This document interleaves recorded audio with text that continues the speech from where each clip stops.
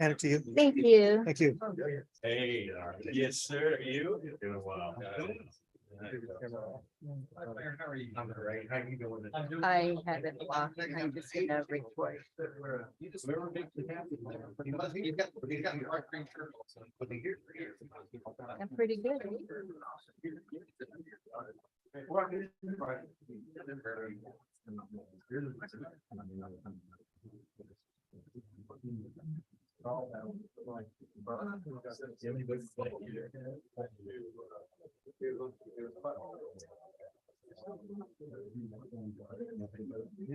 Yeah, that was.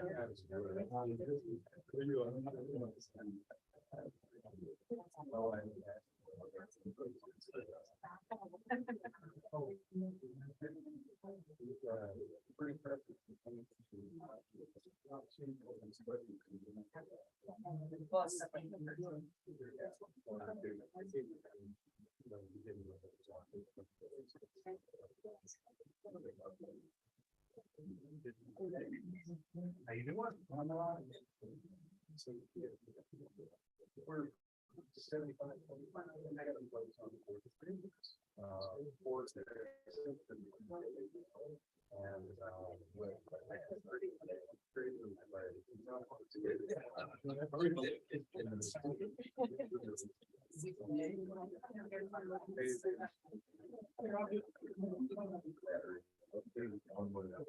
Okay, so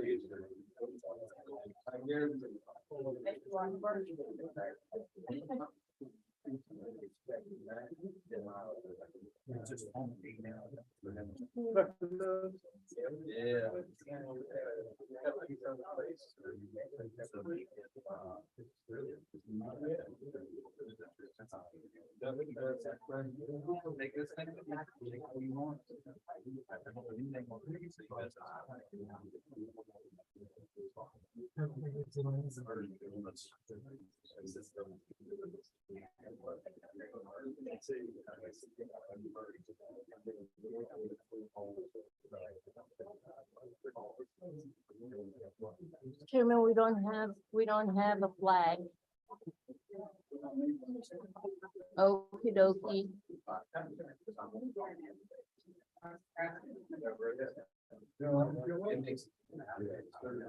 I do understand. You had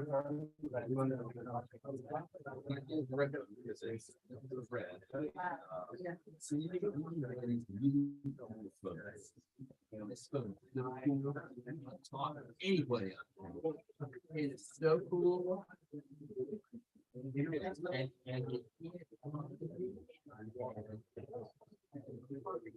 It's next, so nobody can file public record. Hey, can you take a picture of it? Maybe. Got a nice camera for that. You're over here.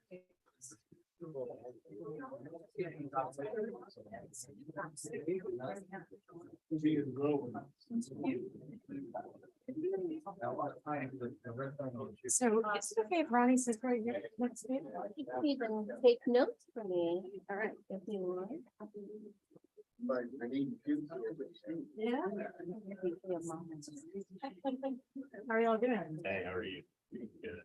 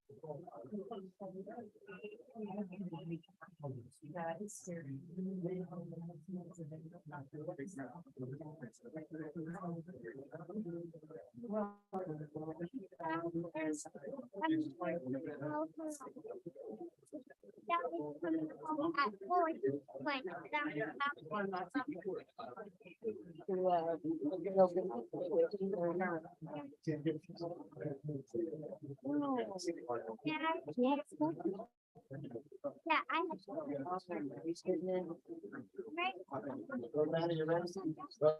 Oh, sorry.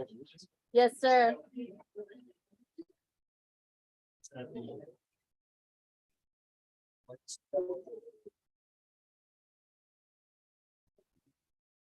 Gary, you want to have to please? I'd like to call this meeting to order, workshop between the city of Fernandina and the Ocean Island Port Authority.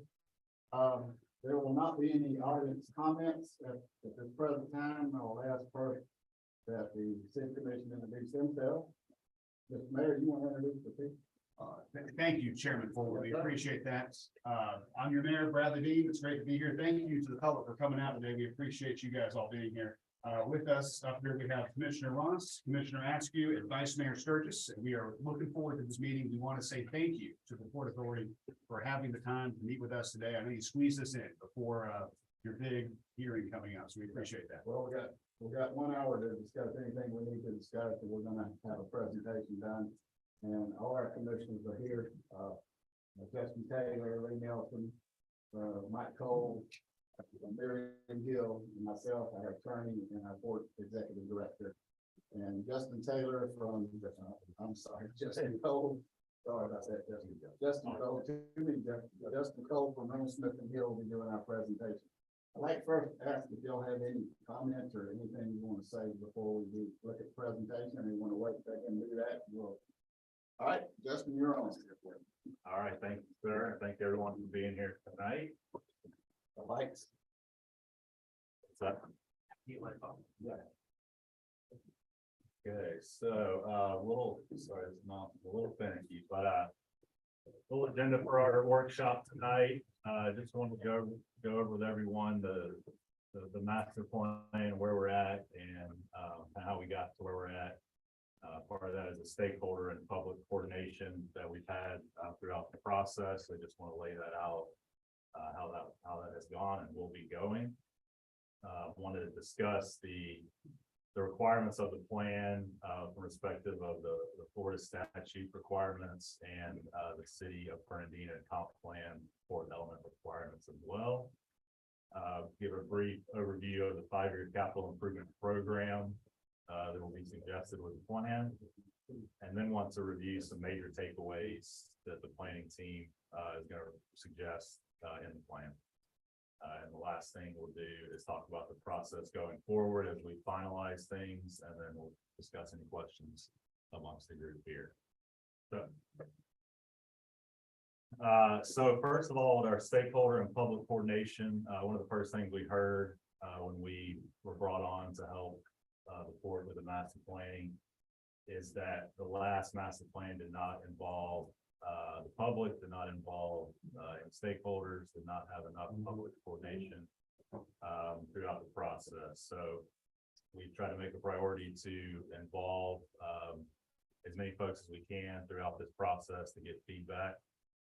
We developed a stakeholder committee of 11 individuals throughout the region, the county, the city, with different organizations, industry, representatives from the port, as well as some of the economic groups around town, and commissioners on various groups too. We had 2 stakeholder meetings. One was back in June of 2022, and then our second meeting was in November of 2022 as well.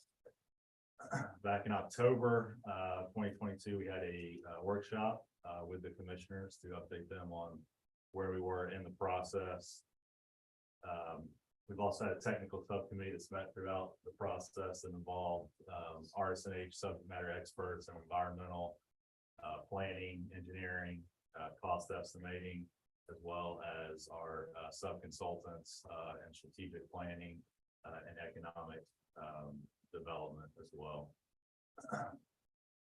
For public engagement, we've had 1 public open house up to this point. That was held July the 28th, 2022. And we plan to have our second public open house this month on January the 26th, 2023. So that's coming up in a couple weeks. That'll be from 5 to 7 p.m. at the PEC facility in the auditorium. So anyone here is welcome to attend, and please invite others as well. So just wanted to discuss some of the requirements of a master plan. The Florida statutes govern seaport planning. Chapter 311.14 is a seaport planning chapter, and there are 3 sections and several subsections that make up that Florida statute. And you can see here on the right column is where we've addressed the specific components in the statute in our master plan. So there will be we'll get into this at the end, but there will be a draft, a new draft submittal of the plan that will be distributed next week to stakeholders and the OPA Commission, and I'm sure we'll there in the public. So these are the sections that meet the requirements of the statutes. And the last one, once the plan is approved by OPA and gets the local approvals as well, it goes to the city approvals. It will go to the Florida Seaport Transportation Economic Development Council for final review at the state level. So that's kind of the process of getting the plan approved locally and then through the state level. So as part of the plan, we also reviewed the City of Fernandina Beach Comprehensive Plan, and specifically the port element of that. OPA in general is in agreement with, based on the plan that we've developed, agrees with the city comp plan port element objectives and policies. One specific one that I think has a lot of people's attention, and one thing that we wanted to highlight that is difficult to enforce with the operation of the port and the way the port is operated is the truck queuing. Savage, the new terminal operator, we've been in touch with them, and they're working on some solutions amongst the driver community, as well as some potential offsite operations options that will help hopefully reduce that as much as possible. So that's a concern in the community. We have worked together with our planning team, the terminal operator, and we've developed a 5-year capital improvement program that lays out the specific projects. Thank you, Rosanna. Enough with me. That lays out the specific projects that the planning team is going to recommend take place over the next 5 years. this slide shows, years 1 and 2. And then the next slide is years 3 through 5. So as you're kind of reviewing that, if there are any specific questions, when we get into, our question and answer session, please let me know. Much of this is standard maintenance, of bringing certain aspects of the terminal up to good state of good condition.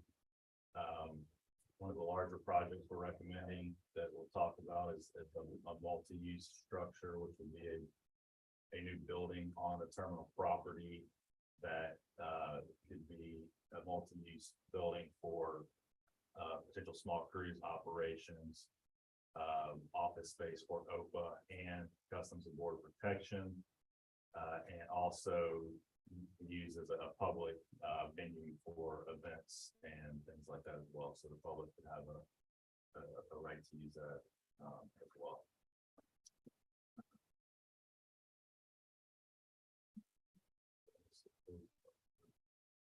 There's years 3 through 5. Some of the more over year out projects that'll help. As you'll see, most of our recommendations are to invest into the current terminal footprint and the infrastructure that is contained within the current terminal at the port of Burnaby, specific to the port. Okay, so I don't particularly like slides with a ton of text, but I thought this particular discussion warranted go ahead and having these spelled out. These are some major takeaways that our planning team has come up with throughout the process. And we wanted to share this with the group. These will be in the next draft that you will see pretty much verbatim. So we wanted to get these out there. And the rest of the plan will support the takeaways that we're going to work through now. So, number one, OPA will not expand the Port of Burnaby's current footprint beyond its current boundaries. Number two, OPA will not pursue efforts to deepen the federal channel beyond its current depth to accommodate larger vessels. Number three, OPA will sell the residential parcels located along Day Street for future residential construction, and with the intent to use that revenue to accomplish other activities on the port for the benefit of Nassau County residents. There is no intention to use those lots as parking or anything of the like. The primary access to the port will remain along Day Street. OPA will not pursue other alternative access roads such as Escambia Street. We made some recommendations early in the process. We heard from the community that the truck traffic on Day Street was an issue. We looked at some other options, some other ingress, egress options. And throughout that process, throughout public coordination, we heard back from the community that several of those options were not acceptable. So that being said, there doesn't seem to be another solution other than what's currently being used for ingress, egress with the current size and operation of the port and where we think it'll get to in the next 5 to 10 years. So that was a point we wanted to make there. So as I mentioned, with the 5-year capital improvement program, as you see the individual projects, OPA's plan will be to continue to reinvest in its existing terminal facilities to ensure their long-term use. OPA will identify and secure resources to protect the terminal from future flooding. As part of the 5-year capital improvement program, there's some projects in there that will help certain areas of the terminal that are struggling with flooding during high rain events. OPA will continue to work with U.S. Customs and Border Protection to meet its facility requirements. They're currently housed in the building right at the entrance, and that particular building, due to the age and layout, basically is not up to CDP standards, so they are looking, for some additional space. So OPA will continue to work with them. And part of that could be the multi-use structure, or it could be, retrofitting that current building to potentially meet the standards that CDP needs in this request to stay, at Port Bernardino. So OPA will continue to focus the Port of Bernardino, continuing to grow its freight bulk cargo, including potentially the construction of additional covered storage facilities while maintaining its container service to Bermuda. OPA will also work with the terminal operator to explore other cargo segments that represent opportunities for additional growth and diversification. And OPA will require the operators to prepare a material safety handling and transportation plan for review and approval by the OPA board prior to initiating any new service. So anything that was discovered in the market analysis throughout the process, any new services that would come into the port would be required for the operator to develop a plan, and submit that to the board before any changes are made. OPA will look at additional port of cruise opportunities, and the focus would be, I think it's an important point, on small ship luxury market, not looking to have large Carnival or Caribbean type cruise ships. That's not the plan, not the thought. That would never happen.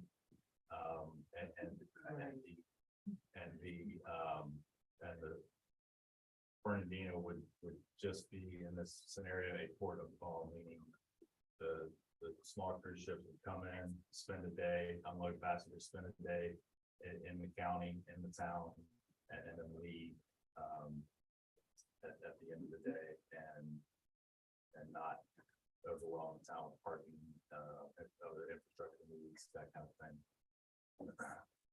So OPA will work with the cruise lines to disperse visitors around the island, to take advantage of the well-developed tourism infrastructure that's already in place, and to reduce the stress on downtown. And primary transportation routes to and from the port will be Front Street for downtown visitors and Davis Street to 8th Street for all other visitors. OPA will work with private landowners in the city of Bernardino Beach to improve the Front Street corridor while hoping to protect the working waterfront to include potential public-private and public-public partnership. OPA will continue its commitment to open communication with the city, county, and its residents and businesses.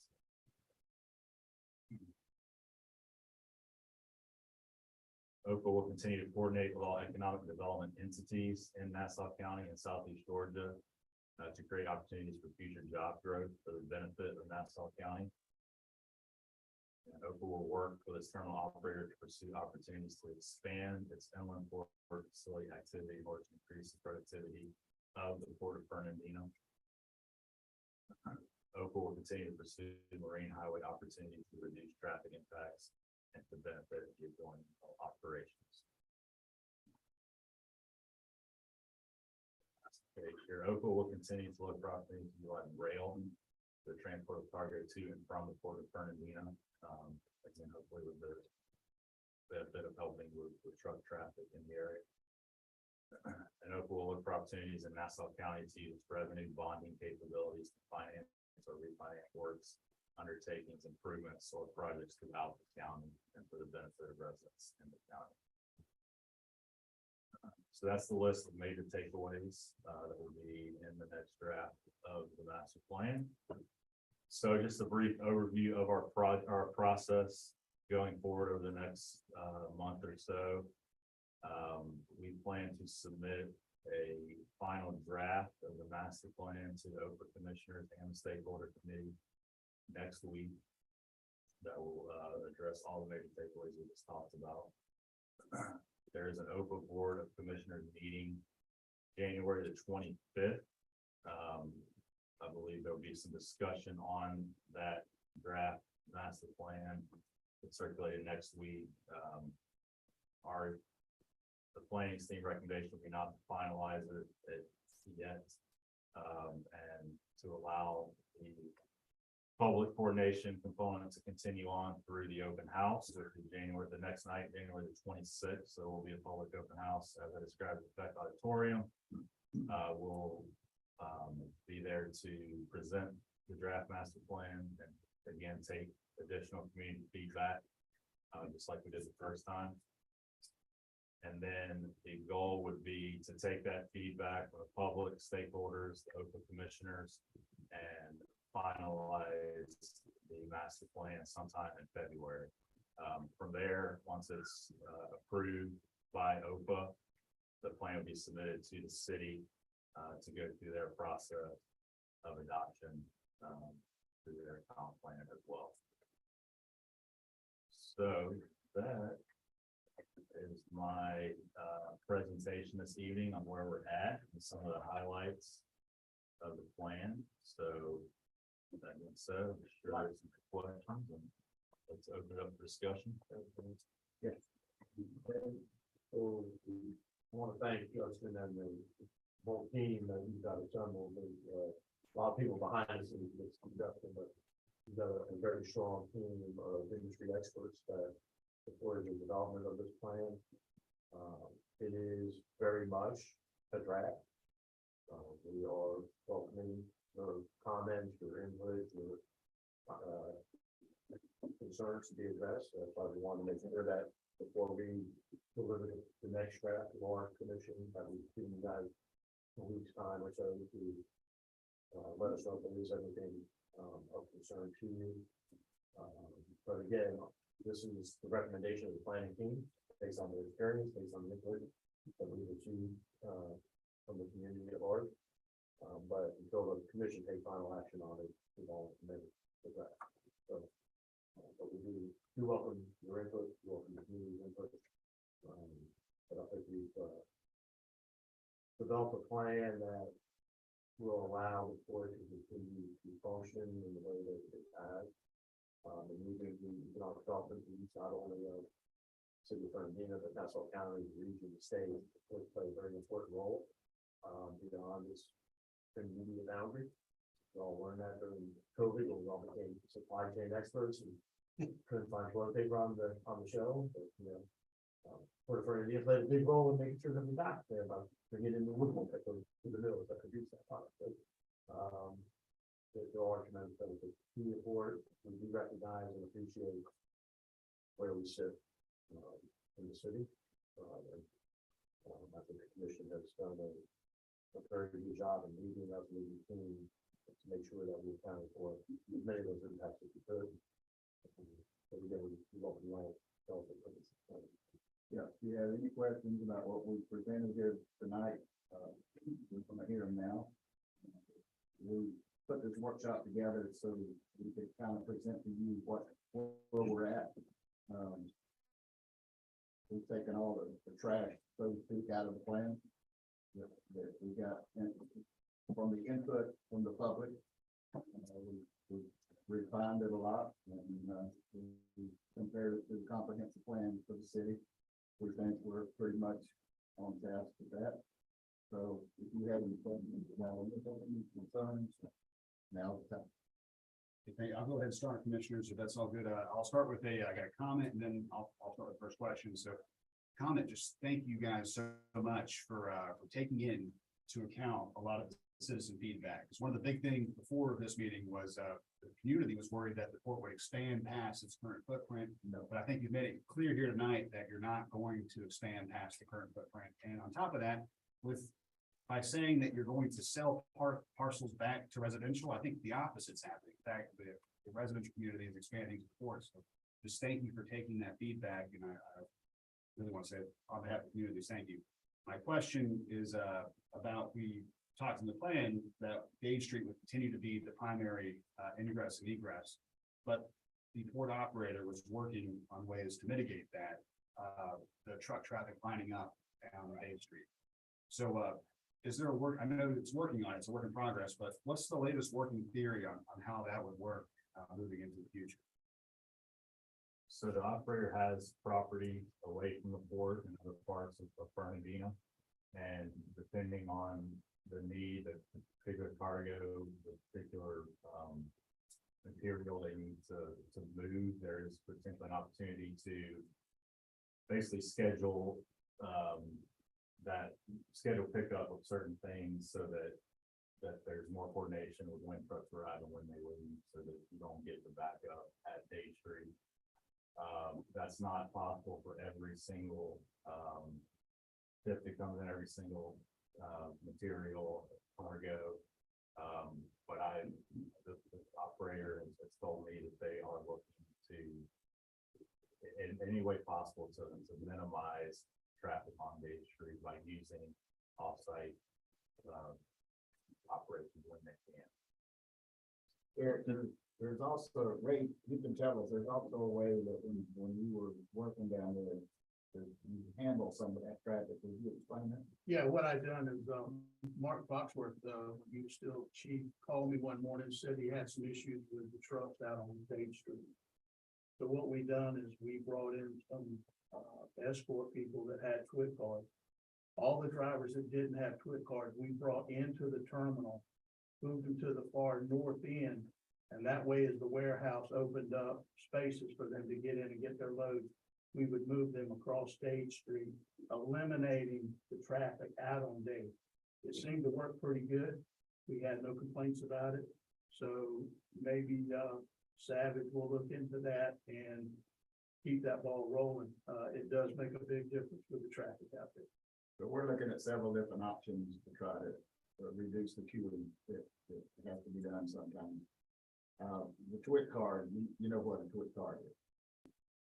For those who don't know, please go in.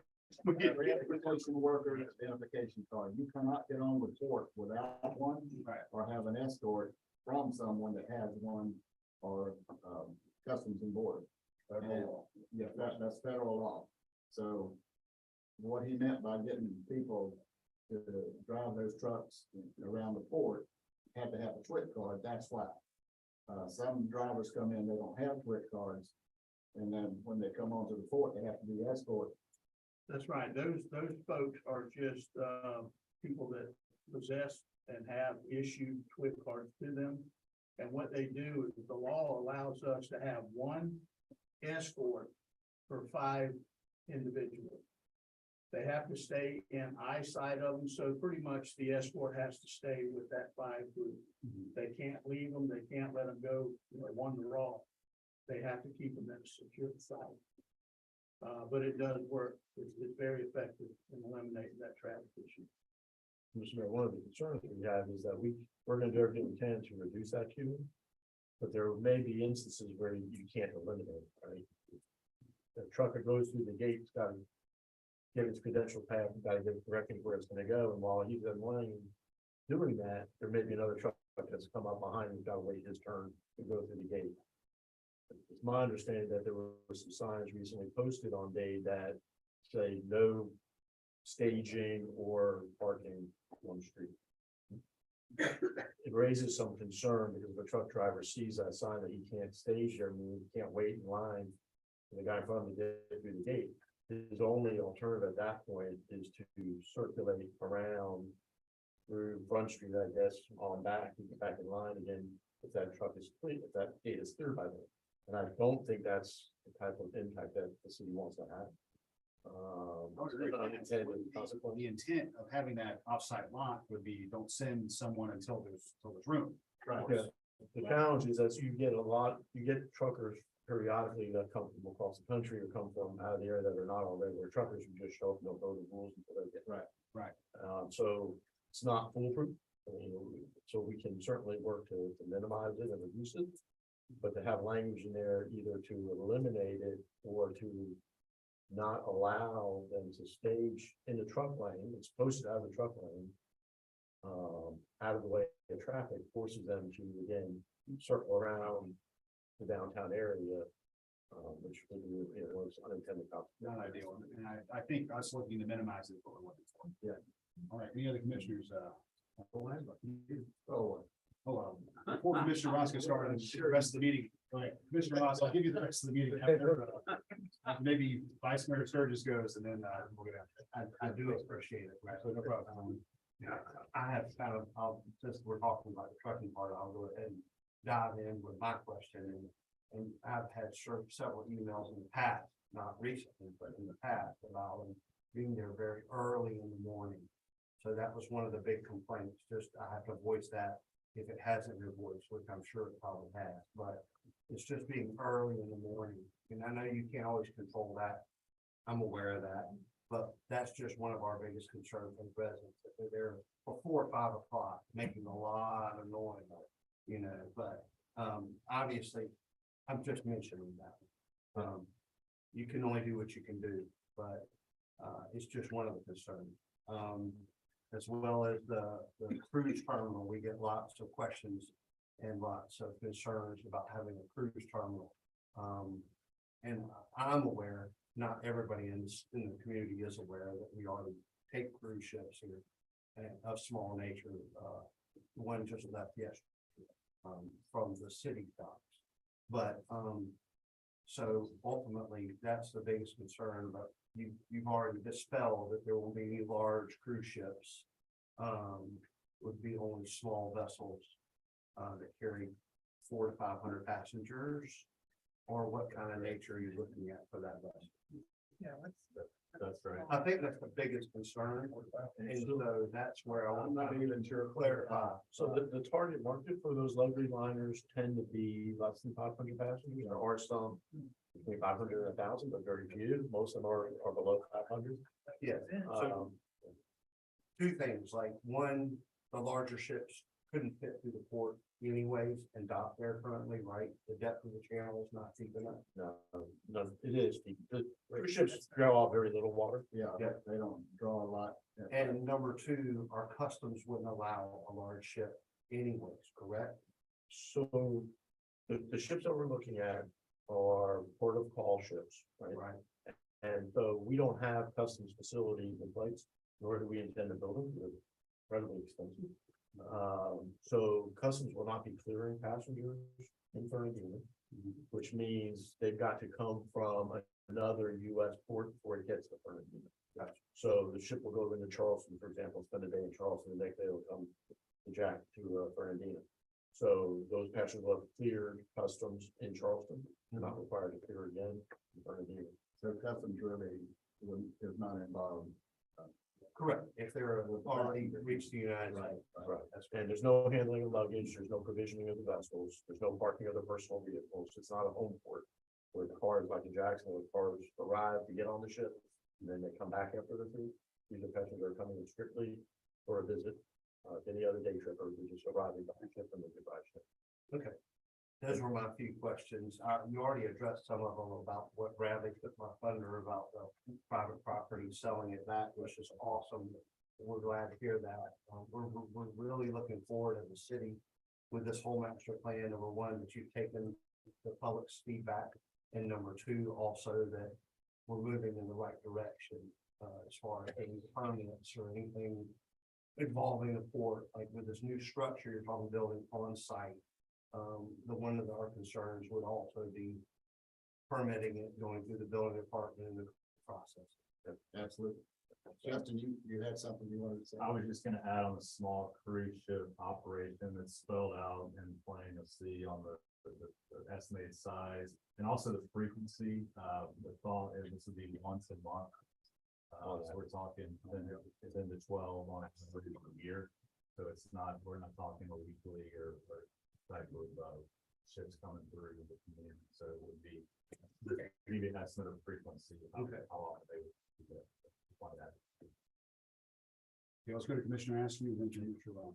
Like, So I just want to echo the mayor and vice mayor's sentiments that the no expansion of the port footprint. And I think that was a big thing to our constituents in the city of Fernandina Beach. And I want to thank y'all for taking that into consideration and looking at that. That's wonderful news. To follow up on the cruise ship, and y'all done a great job explaining it, so thank you.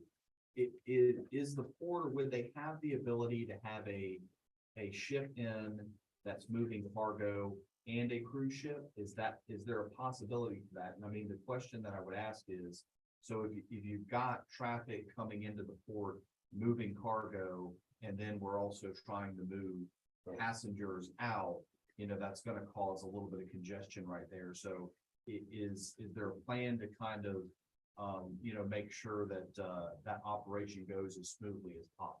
Yeah, we've had that done before. We've had cruise ships and cargo ships in before. And Ray can tell you how we operate that and how we maintain safety and how the passengers are not allowed to go beyond a certain point and block it off and make sure they come down to a certain point. You want to explain that a little bit, Ray? I'd like to- Yeah, just in that, anything that we do in the restricted area, which is the fenced in area, we have to run it through Coast Guard.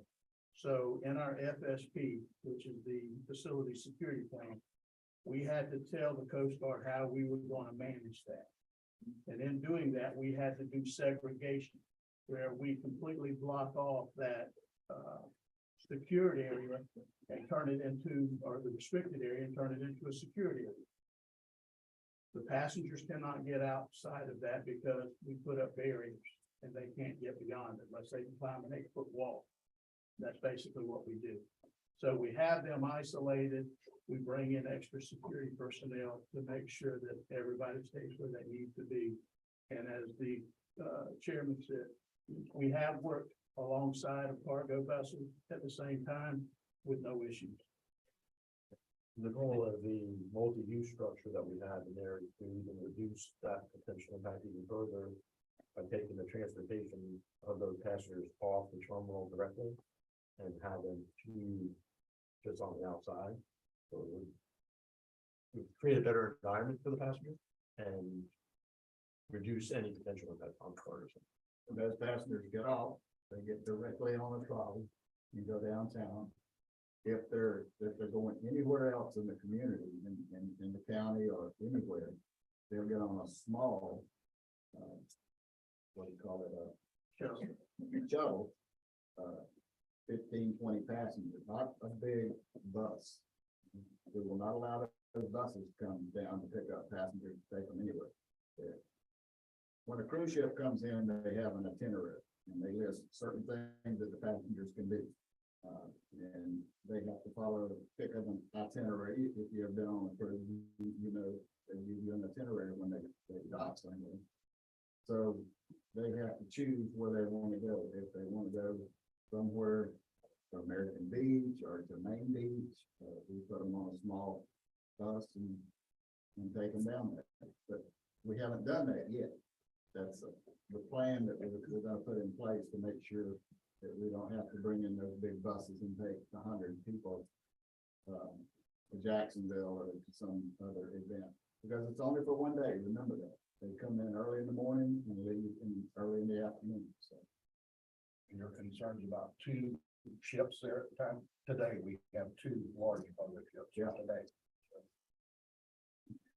I appreciate that. I appreciate the clarification on the cruise ships as far as the size and the frequency. I mean, I think that puts a lot of, you know, a lot of the fears of some of the bigger things that we've seen today. So I appreciate that. Thank you. And Well, and I just want to tell you, the port is not there for looks. We have to make money. We bring in cargo ships to unload the cargo that we need to do is put cargo on there and ship it out. And we're trying to increase our revenue, and that's just a small way to do it. We don't get a lot of revenue from it, but it not only helps us at the port, it helps the city revenue. By having this passengers go downtown, go downtown and shop, and they have a lot of money, most of them do. But they get on the boats that go up and down, the coast, spend money, so that's what we're trying to do. thank you, Chairman. Commissioner Ross, the floor is yours, sir. Back on 28th November, I sent you a 40 pages of questions, and never heard a word back. So I'm just gonna go through a couple of those. First of all, I'll point out that, a cruise ship with 500 passengers, we're gonna put 20 people on a bus. That's 25 to 30 to 35 buses. You just said take 500 people and you're gonna put them in. I didn't say we put all 500 people on buses to go somewhere. So we're not ready to do Downtown, well, are they gonna get there? They're gonna go on the trolleys. Oh, so we're gonna have 25 to 30 No. trolleys, buses. No, I don't know how many, but That is probably the most minor thing about it. Here's my major concern, Chip. Here's my major concern. This plan is a wish list. And if you carefully go through what you're required to do by the Florida statutes, you have to come up with a specific plan of what you're gonna do. You come up with sort of our vision statement. We're gonna do economic development. We're gonna bring in more training. We're gonna do this. But what I'm interested in, and what the law requires you to do, is have a specific plan in the next 5 years of what you're gonna do. And that is totally absent in this plan. At least the one that I was given. Now, maybe the new draft has that. All this is a wish list of, we're gonna do economic development. We're gonna bring this here, we're gonna do that. You haven't identified any new customers. You haven't identified any new strategies. You haven't told us what you're gonna do with the trains. We're gonna increase intermodal thing. We're gonna bring in more parts. How are you gonna do that? I'm not sure we have to do that. Well, Do we have to spell out everything we're gonna do every time each a port train sells, comes through, what we're gonna unload, how much of it we're gonna I'm not unload? asking for that. I'm asking, Well, that's what it sounds like. each port shall develop a strategic plan with a 10-year horizon. Each plan includes the following, and it goes through each one. So here's my question. What are the Port of Fernandina's plan goals for economic development? And what is the projected schedule for attainment of each one of those goals? That's not in your plan. What are the Port's Fernandina's projected infrastructure improvements over the next 10 years? If this is all you're gonna do, what's in here, this is basically fixing what you got. That's That's not all. all it's gonna be. Well, thank you. So that's what the plan is supposed to have in here. What are you gonna do? It's not in the plan. You just We admitted. don't have a complete plan yet, Chip. You spent $175,000 of taxpayer money and you don't have a plan. That's the whole thing. What the plan? I think we need to understand the environment that ports operate within, right? And so my experience at much larger ports is that the port master plans are just as what we provided here, visionary, goal setting, objectives, it's like a comprehensive plan. The details of what we're gonna build, when we're gonna build it, how we're gonna build it are different for ports than they are for other public infrastructure because we operate in a market-driven environment, right? We're competing for business every day. And what we build is a direct result of the business that we're able to generate. So if a customer comes to us and says, I'm interested in importing lumber, we've got to know before we're going to build a warehouse for that customer, what is his commitment to that business, right? How many ships is he going to bring in? How much tonnage is he going to deliver? What is he going to pay? So in that business, we're competing for against every other port up and down the coast. Charleston, Savannah, Brunswick, Jacksonville, on down the coast. So what we know we're going to do today or tomorrow is based on those commitments that we're able to develop in that business environment. If we think we're going to build a warehouse for his customer and tomorrow he calls and says, hey, we decide we're going to Savannah instead, we're not building that warehouse. So it makes port development a little bit unique in that sense from a public perspective, in that it's not like a city where you know you've got X number of miles of road that you have to pay, and you can chart it out over time, that road's gonna have to get paid. We're reacting to a market environment in a very competitive business. So it makes it difficult to give you all the kind of detail that you're looking for, and I appreciate that. I'm not asking for detail. I'm asking for, this is the next 3 to 5 years. What are you gonna build in the next 3 to 5 years? Well, You're not gonna tell me, we don't know. We have Okay. 5 years. That's what you're gonna do. Yeah, That's fine, great, nothing else. well, we don't know nothing else, because again, if a business opportunity comes up that we didn't foresee, then we're gonna have to be able to react to that business opportunity. You have a postage stamp, you have a very limited size. Absolutely. All right, so it seems to me you can't do a whole lot of different things. Just because of time. So my next question is, where are you gonna put the building? The current plan is to put it in the north and east side of the terminal. And is there enough room there to put a building? Yes. And how big a building? Nominally, I think we're about 3,000. money to come from to build that building? Grants, We get grants, we get terminal operators to contribute, we get the businesses to operate in there through their target. Part of the port element plan, a comprehensive plan says that you're supposed to have a land use and inventory map as part of your draft plan. Is that gonna be included? Yes, that's great. And so you've taken Escambia Street off the table, I think. Great, it's all perfect. And, you're taking Class C ships off the table? Yes, sir. Perfect. And I appreciate it. I was wondering, as part of your master plan, you have a nice parking lot there that's got barbed wire around it. If you would ever consider using that as a business opportunity, for overflow parking for the city when they have big events, rent that, or, also the, Cumberland Ferry, about to lose their parking for their overnight parking for, the hotel in Cumberland. If you would ever consider looking at that opportunity.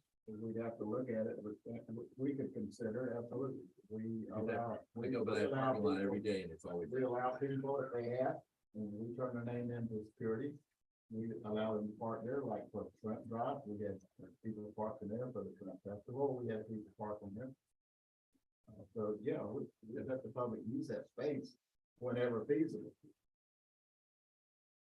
But that's our employee parking right now, so. But I go by it every day and it's about I know. 99% of the time, it's 99%. That's why we don't mind people using it when they just have to let us know. How about stormwater? Is the stormwater plan included in this? And how are we gonna pay for it? We already have permitted stormwater sites. We're not approving any additional properties, we're not. There shouldn't be a requirement for any new stormwater, because it's not any new. So you do have a stormwater master plan, which you could provide. Yeah, we got, between us and the operator, we have them.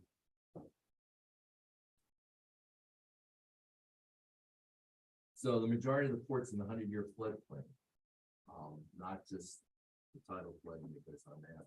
What's your long-term, and if you look at the surge maps and look forward in the future, in the not too distant future, a lot of the port could be underwater.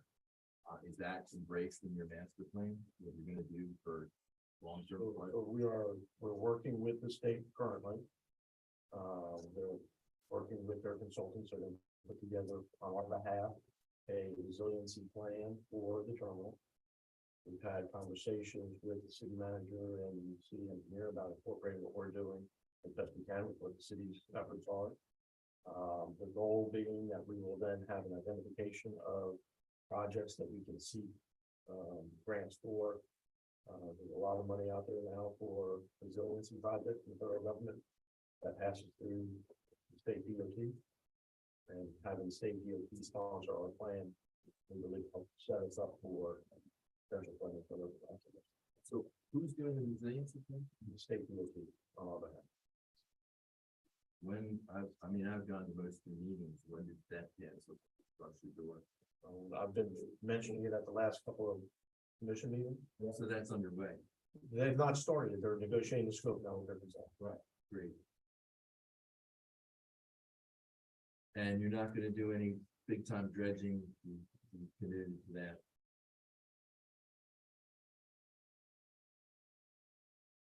So, there's a combination of additional warehousing, larger vessels, and it goes on to talk about warehousing. Have you made any commitment to additional warehousing? Not a commitment, we got in the plan. But we understand that to continue the great bulk growth that this port can handle, that we're gonna need additional coverage storage. It'll be on terminal. So is that, you're gonna show in your plan where that's gonna go? Oh, yeah. Accommodating Rainier and West Rock. Rainier doesn't use it at all, and West Rock uses it minimally. Mentioned there that there were barriers to them using you. I'm just sticking out of your plan. I was curious what those barriers are and what you're doing to ameliorate those barriers. So the largest challenge in handling their cargo is that it becomes containerized by and large and goes out of the larger ports, like in Charleston and in Jacksonville, that have regularly scheduled container service to the countries or destinations that they need to ship it to. And that's one of the reasons that we have in the plan to continue to pursue the marine highway opportunity, if there is one, to see if there's a way to move that cargo to those ports, rather than putting on a truck, driving it to those ports, put it on some type of barge system. But whether that's feasible or not, I don't know yet. But I'm just curious why this plan didn't look at that. I mean, that would seem to be a huge opportunity, and why you didn't, we spent $175,000. And why you didn't dive into that. I mean, we got 2 plants here in the island, and lots of trucks coming. Well, the previous operator, the current operator, I've been having conversations with, about whether or not that's a feasible option or not. There's a lot of moving pieces to making that type of service work, and Mr. Nelson knows those details as well. It's not so easy just to say, let's go do it. A lot of moving pieces to it. I understand it's not easy, it's very difficult, but I would have thought that part of your master plan, you would have been just saying we're Well, gonna. it's an ongoing effort, and it's not something that we've been working on the plan for a year. And it's in the master plan. Well, it says about the marine highway. Right, Yeah, Marine Highway. but it takes time for these services to be developed. We can't give a lot of depth into that because we just don't know where it's gonna go right now. Date Street floods and big, tidal events. There's no plan in there to deal with that. That I saw. I don't know what to say. That's the city. Well, it's city plan, but you wanna do- Deal with it, the city plan, deal with it. The city doesn't have a plan, but you're the one who uses the commercial. Well, A lot of people use that road, a lot of citizens use that road. They can get around it, your trucks can't. No, Hey, real quick, Commissioner Ross, we have there's another meeting starting at 6, with this board. Please gently, Tommy. Yeah, no, you have 90 seconds left to ask a final question, and we'll be public comment at the next meeting at 6. So just making sure everybody's thinking after that. I do have one last question. When will we have a copy of your next draft plan? And will that be sent to us personally? It'll be sent to the Open Commissioners and the Stakeholder Committee. Is there any way that the city commissioners or the city can get a hold of that plan? of course. And how would that be accomplished? We can send it to you. And did I have a commitment that you will be delivered to you? We'll send it to your city clerk. That's what. Thank you so much. I appreciate what you're doing. And, thank you. Commissioner Ross, and let's go back one more time to Vice Mayor Sturgis to close this out. I appreciate it. Thank you, Bradley. I just wrote very quick. There's a couple things that came to my mind as Commissioner Ross started to speak, and number one is with market and changing demands for the market and what you're gonna put and where you're gonna put it. That's why you had temporary structures out there previously, because you don't know how long the market will be and what you might have. So it's hard to build for a market when you don't know what you're gonna end up with. That's number one. Number two, just a comment, the whole island is in the floodplain. The whole state of Florida is in the floodplain. We all are in the floodplain. So it's all something they're gonna have to deal with, well, we're gonna have to deal with. I appreciate y'all stepping up to the plate, the new operator stepping up to the plate and making the changes for a lot of things that the citizens don't want. And we do appreciate it. I do appreciate it. And I think like everybody does, really, truly. It makes a better city and a better working environment. That was our goal again, with. Anybody else like to speak on that? Thank you, Vice Mayor. And then one more thing, to put into the thing that I started with, just maybe start and end with the same exact topic. I have one last, it came to mind while we're doing that.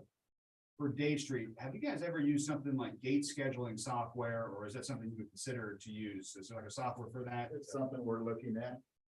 Of course. Yeah, and the operator has, I know he's researched that and we looked at it and we're doing everything we can. I'll tell you that. Well, thank you for doing that. We appreciate you. And I just want to echo the Vice Mayor's statements by, well, yeah, absolutely. I'm going to kick it to Commissioner Askew in just a second, because he's going to say thank you too, but I just want to say again, thank you for being with us. You have a busy calendar as you showed us, and we appreciate you fitting us in. Yeah, Commissioner Askew. Yeah, I just want to thank the Mr. Howard Board for hosting us, letting us, ask the questions. Same questions that I'm sure y'all are getting, we're getting as well. And this is a great opportunity for us to work together.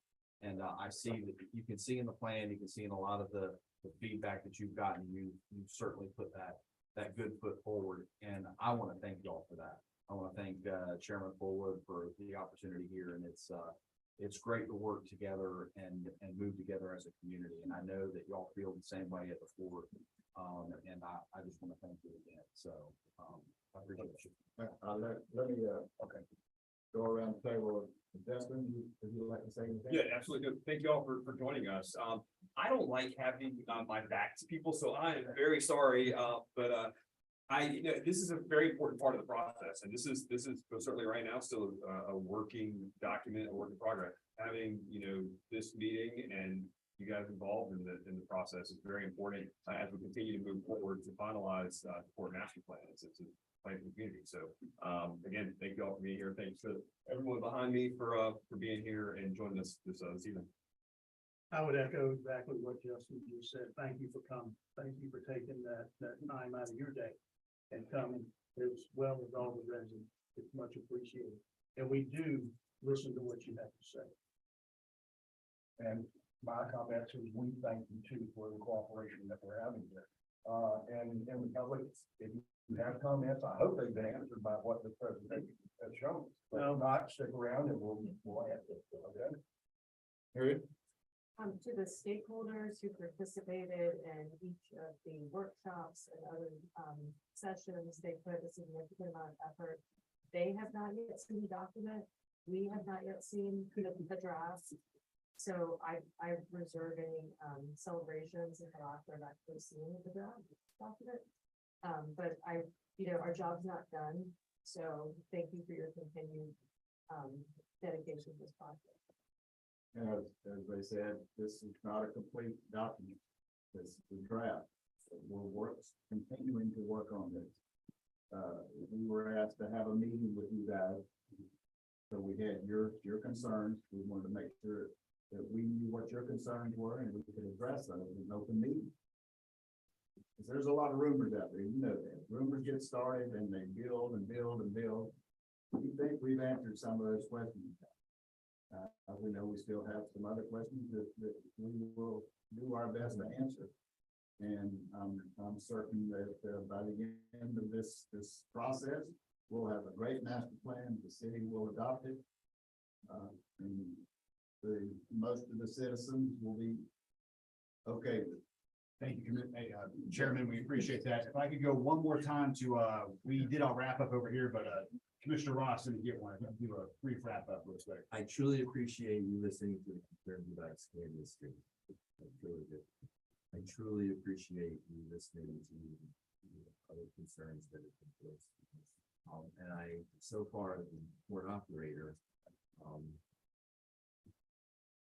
we all know my relationship with the previous operator. Yes, we did.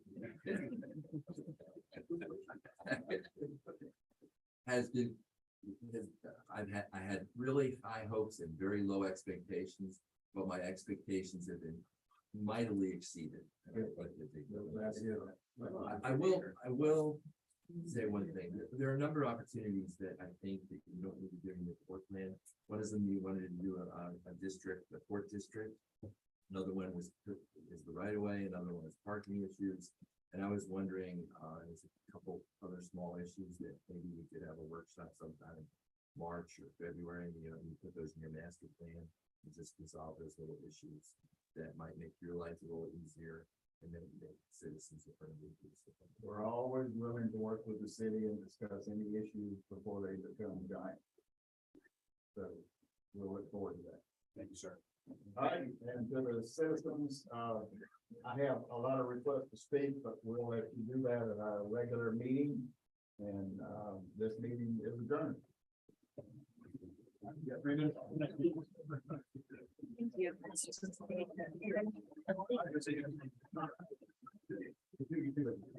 Thank you for keeping up with that. It's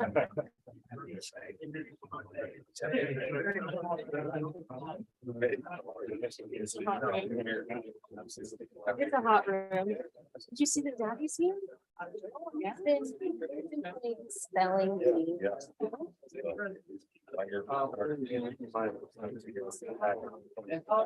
I believe you want to stay. Rosanna's.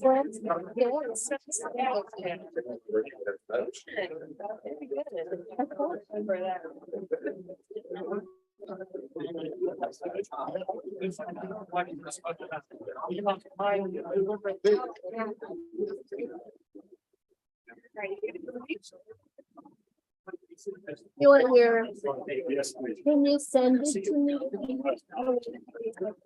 Tomorrow morning. Thank you. Yeah, I just slowed down.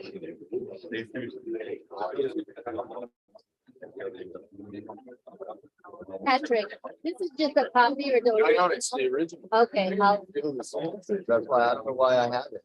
okay, I'll file it. Thank you.